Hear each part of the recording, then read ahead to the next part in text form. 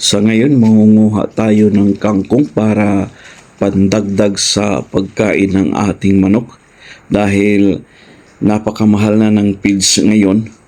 So dito sa gagawin natin, mura pa tayo, makabawas sa gastusin ng feeds at healthy pa yung pagkain na ibibigay sa ating manok.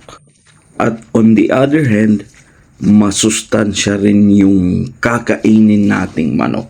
Diba? Please comment and share kung agree kayo sa sinasabi ko. Salamat.